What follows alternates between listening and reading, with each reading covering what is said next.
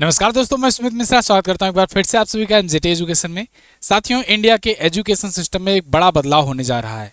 CBSE ने कुछ guidelines जारी की हैं जिनको 7 दिनों के अंदर अंदर सीबीएसई से लिंक्ड, सीबीएसई से संबद्ध जितने भी कॉलेज यूनिवर्सिटीज हैं सबको लागू करना अनिवार्य होगा। इस सख्त और कड़े नियम में बहुत सारे बड़े चेंजेस किए गए हैं जो आने वाले एजुकेशन सिस्टम को पूरा बदल कर रख देगा। साथ ही साथ कुछ सवाल भी इससे उठ रहे हैं, आज की वीडियो में पूरा डिटेल में हम लोग जानेंगे। तो आगे बढ़ें इससे पहले सबसे जरूरी बात यह कि इस वीडियो को शेयर जरूर कर देना।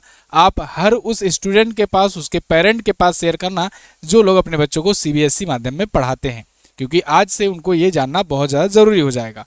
और वीडियो अगर पसंद आएगी तो इसे लाइक शेयर भी कर देना, चैनल को सब्सक्राइब कर लीजिए वरना आप अंत तक भूल जाते हो। चलिए तो शुरुआत करते हैं। आप ये आर्टिकल देखिए, इंग्लिश जो है ये एक फॉरेन लैंग्वेज में हो जाएगा। पहला ही देखिए, पहला ही आर्टिकल बम फोड़ रहा है। इंग्लिश अब फॉरेन लैंग्वेज के रूप में जानी जाएगी, मतलब वो विदेशी भाषा होगी। उसे अब अनिवार्य रूप से सीबीएसई में नहीं पढ़ाया जाएगा।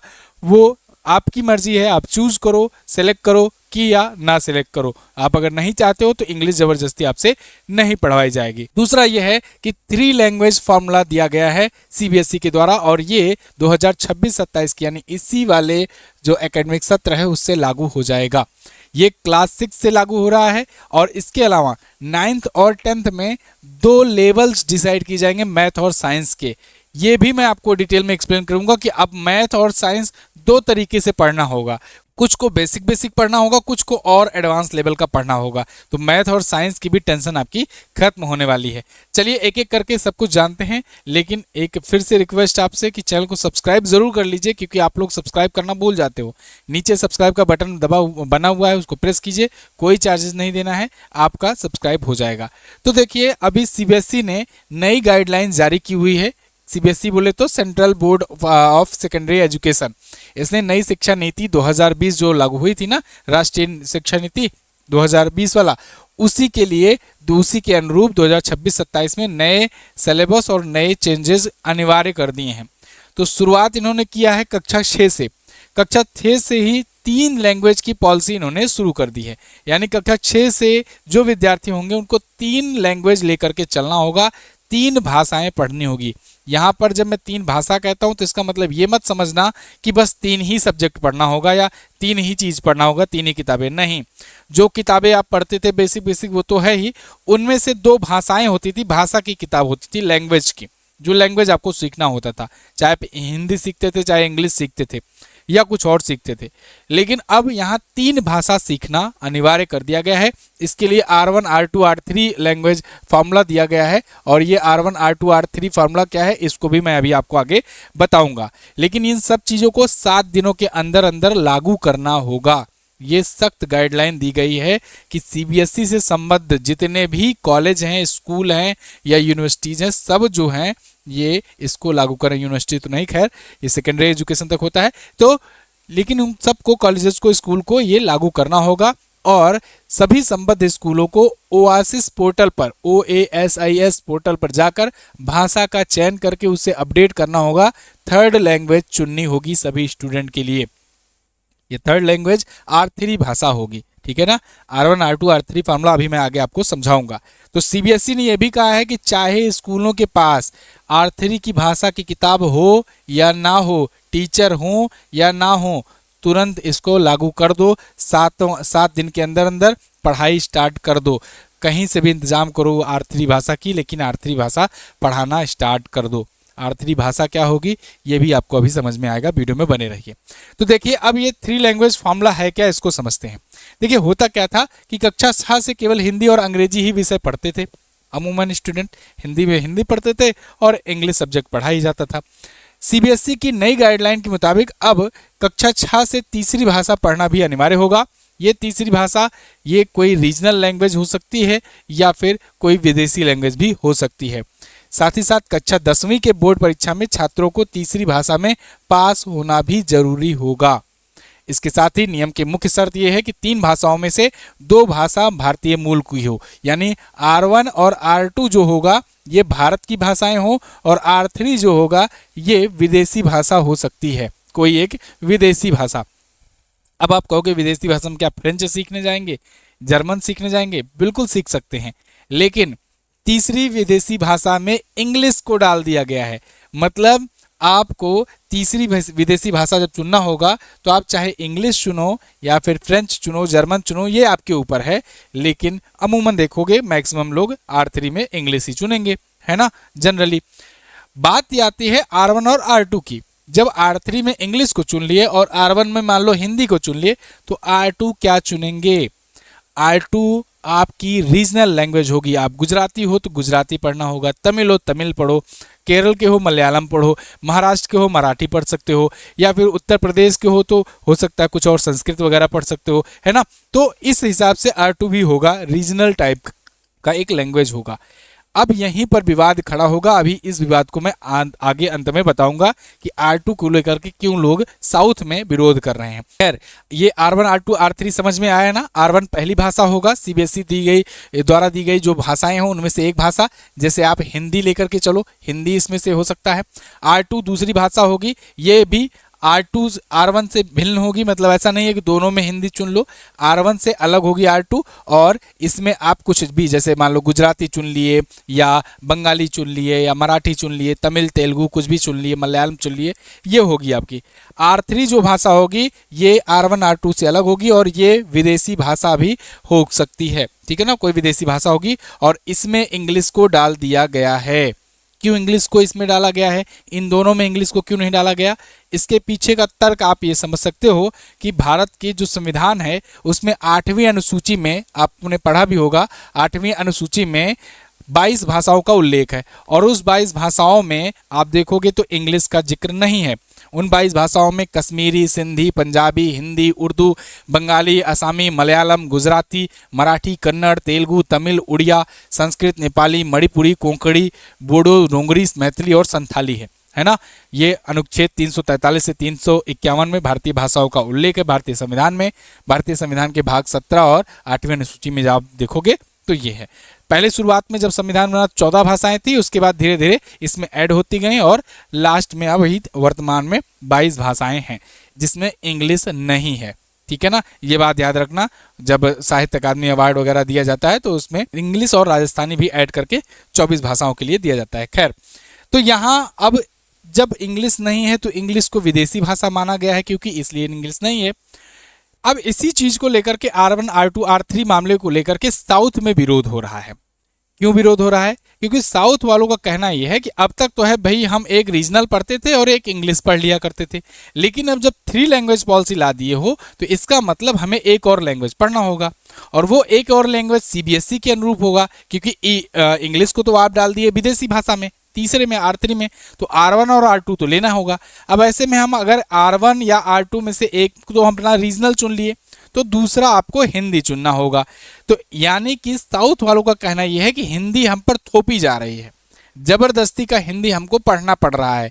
जबकि साउथ में अगर आप चले जाओगे कि केरल में चले जाओ, तमिलनाडु में चले जाओ, तो वहाँ हिंदी ना के बराबर लोग जानने वाले हैं। तमिलनाडु में थोड़ा बहुत जानते भी होंगे, केरल में तो ना के बराबर हिंदी जानते हैं, तो उनको भी अब हिंदी पढ़ना पड़ेगा। इस बात को लेकर के सियासत गर्म हो गई है भाई साउथ में, और आपने देखा भी होगा MK स्टालिन वगैरह ने काफ़ी बार विरोध भी किया था। इस पर मैं पहले भी वीडियो दे चुका हूं, जब ये न्यू एजुकेशन पॉलिसी लागू करने की बात चल रही थी वहां पर, तभी ही उन्होंने अपना स्टेट लेवल का एजुकेशन पॉलिसी लॉन्च कर दिया था। खैर, तो अब इससे कुछ सवाल शुरू हो गए हैं इस पर उठना। पहला ये कि क्या हिंदी भाषा थोपी जा रही है? दूसरा ये कि क्या अंग्रेजी भाषा का महत्व कम किया जा रहा है, क्योंकि एक फॉरेन लैंग्वेज के रूप में गिना जाएगा। तो जो बच्चा अगर कोई दूसरा फॉरेन लैंग्वेज सीखना चाहता था तो अब उसे इंग्लिश को ड्रॉप करना होगा, तभी वो दूसरा फॉरेन लैंग्वेज सीख सकता है। क्यों? क्योंकि R1 और R2 तो जो होगा ये आपका रीजनल होना चाहिए।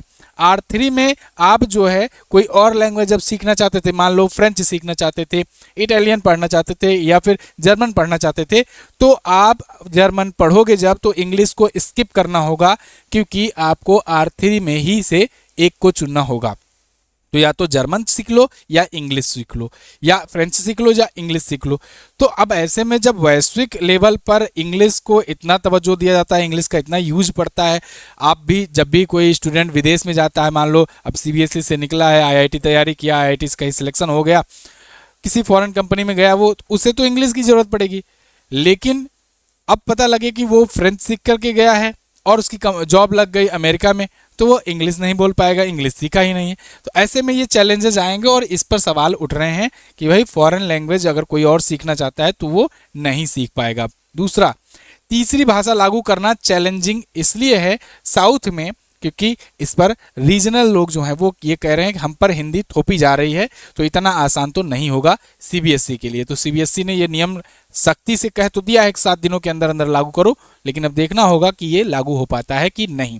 इसके बाद दक्षिण भारत में इसका विरोध हो रहा है, मैंने आपको बताई। अच्छा, कुछ और बड़े चेंजेस किए गए हैं सीबीएसई के द्वारा कक्षा 9 और 10 के लिए भी। इनके लिए क्या कहा गया है? इनके लिए कहा गया है गणित और विज्ञान के विषय जो हैं ये 2 लेवल में होंगे। 2 लेवल में मतलब अब तक क्या होता था, देखो कि आप अमूमन देखोगे कि लोग जो स्टूडेंट्स होते हैं उसमें 2 टाइप के मिलते हैं। एक प्रकार के वे बच्चे होते हैं जिनका मैथ में जो है रुझान अच्छा होता है, मैथ साइंस में, और वो मैथ साइंस से पढ़ करके वो आगे की तरफ अपना करियर बनाने की कोशिश करते हैं। दूसरे वे होते हैं जो मैथ से घबराते हैं, मतलब उनकी तार्किकता थोड़ा सा कम होती है, उनको मैथ से डर लगता है, साइंस से डर लगता है, और वो आर्ट साइड में जा करके वो इस लेवल में अपना बढ़ाना चाहते हैं। लेकिन वही बात है ना कि आप मैथ को छोड़ दोगे, साइंस को छोड़ दोगे, लेकिन मैथ और साइंस आपको नहीं छोड़ता है। तो अब ऐसे में जब स्टूडेंट मैथ और साइंस को स्किप करके आर्ट साइड में चला जाता है, लेकिन जगह जगह पर बार बार उसे मैथ की और साइंस की रिक्वायरमेंट पड़ती रहती है, तब वो बहुत डिप्रेस रहता है। मतलब हमेशा एक डर सा लगा रहता है कि यार मैथ हम पढ़े नहीं है। हल्का सा छोटा सा भी कोई सवाल सामने आ गया तो दिमाग में पहले ये रहता है यार मैथ से तो हम थे नहीं, तो ये हम कैसे सॉल्व कर पाएंगे, जबकि वो रहेगा बहुत ही सिंपल सवाल, है ना। तो इसलिए अब इसको 2 लेवल में कर दिया गया है कि अगर आपको मैथ मतलब उतना तार्किकता आपके अंदर नहीं है, आप उतना कॉम्प्लेक्स चीज़ों को सॉल्व नहीं कर पाते हो, तो आप फर्स्ट वाले लेवल में ही लेकर के चलो। और अगर आपकी तार्किकता बहुत अच्छी है, मैथ आपको बहुत अच्छा लगता है, साइंस आपको बहुत अच्छा लगता है, तो आपके लिए एक और लेवल बनाया जाएगा, एडवांस लेवल, और उस एडवांस लेवल को लेकर के आप चल सकते हो आगे। तो मैथ और साइंस में 2 लेवल में अब चीज़ें होंगी, एक स्टैंडर्ड लेवल होगा और दूसरा होगा एडवांस लेवल। जो स्टैंडर्ड लेवल होगा ये सभी के लिए होगा, और जो एडवांस लेवल होगा उसमें जो लोग सिलेक्ट करना चाहते हैं वो सिलेक्ट कर सकते हैं, मतलब कि जिनको लेना है वो एडवांस सिलेक्ट कर सकता है। ये 25 अंकों का उनको एक एक्स्ट्रा पेपर इसके लिए देना होगा। इस परीक्षा में छात्रों को केस स्टडी और डाटा का समझ, इन सबसे रिलेटेड सवाल पूछे जाएंगे, लेकिन परीक्षा में पास होने के लिए सभी छात्रों को 33% मिनिमम इसमें पाना होगा एडवांस वाले में, है ना। तो अब स्टैंडर्ड और एडवांस 2 लेवल के मैथ और साइंस दोनों होंगे, ठीक है। मुझे याद आ रहा है कि जब आर्ट साइड लेते थे ना यूपी बोर्ड में खास करके, तो इसमें इस प्रकार की व्यवस्था थी कि जो साइंस साइड वाले बच्चे होते थे उनको एडवांस मैथ भी पढ़ना होता था और बाकी लोगों को बेसिक मैथ पढ़ना होता था। तो पहले 2 टाइप की मैथ की किताबें हुआ करती थी, बाद में सबको मर्ज कर दिया गया था, हालांकि कि साइंस साइड वालों की अलग किताब हो गई थी, एक ही किताब, और आर्ट साइड वालों की अलग किताब हो गई थी, लेकिन मैथ बेसिक पढ़ना पड़ता था। अब यही मैथ साइंस दोनों में कर दिया गया है और इसको इस लेवल का बनाया गया है, ठीक है। इसके अलावा सीबीएसई ने यह भी कहा है कि फ्यूचरिस्टिक एजुकेशन सिस्टम को देखते हुए, फ्यूचरिस्टिक नीड को देखते हुए अब एआई यानी आर्टिफिशियल इंटेलिजेंस भी कक्षा 9वीं और 10वीं में पढ़ाए जाएंगे।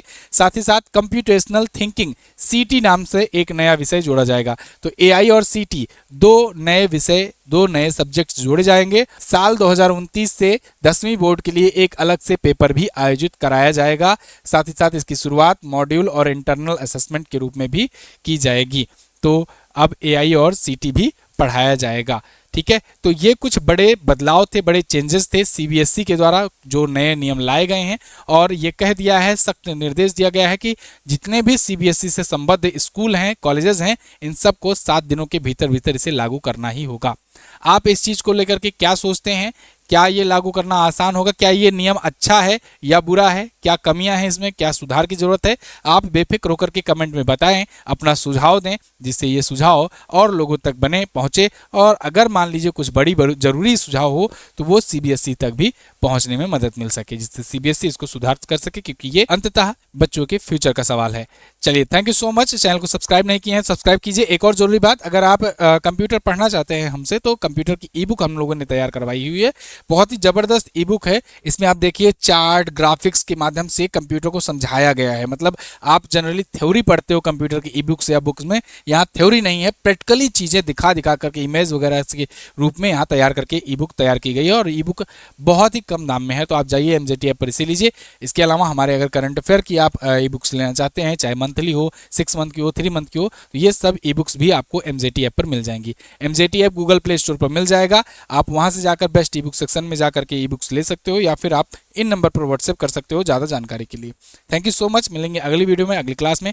तब तक के लिए नमस्कार, जय हिंद, वंदे मातरम।